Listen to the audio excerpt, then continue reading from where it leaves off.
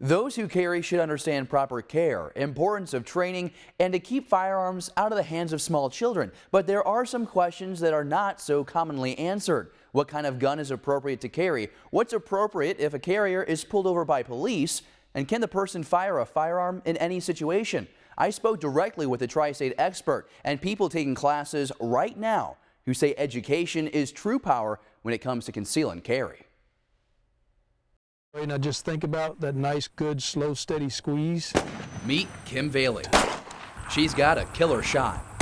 She's taking conceal and carry classes right now in Illinois. From childhood to marriage, guns have always been in her home. She's pulling the trigger to receive education now because of a rise in crime highlighted in national media. Good. Sometimes I don't feel that safe. So yes, I wanted to be able to protect myself if need be. It comes down to the individual gun owner to take matters into their hands when they know that they're in immediate danger of death or serious bodily harm. Everybody ready? Matt Courtney is the ultimate conceal and carry instructor.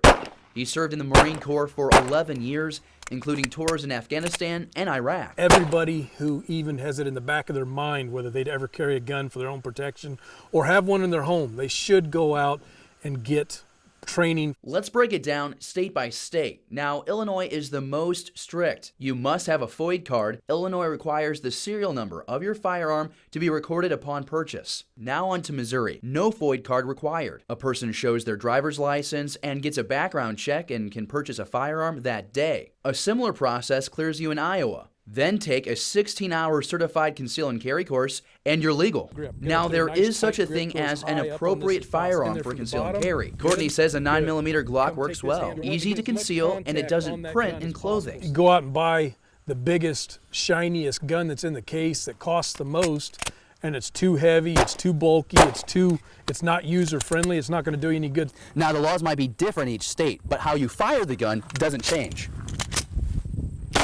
There you go, perfect. Nice. They're dead. Now here's the biggest difference between each of the tri-states. Missouri and Iowa carriers have a loaded dilemma entering Illinois with their firearm. If they come into Illinois and they've got concealed carry from their state, the gun stays in their vehicle. They don't ever get out with that firearm on it. End of the story there. The penalty is fierce. Court costs, jail time, losing your firearm, potentially losing your job, depending on what kind of line of work you're in.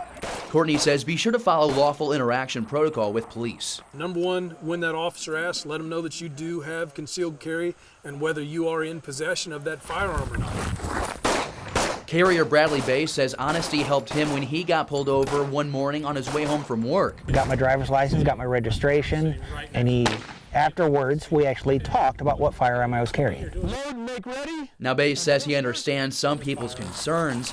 He says non-carriers should know his conceal and carry is not a license to fire his gun anytime. Firing a weapon at someone and taking their life is a last resort.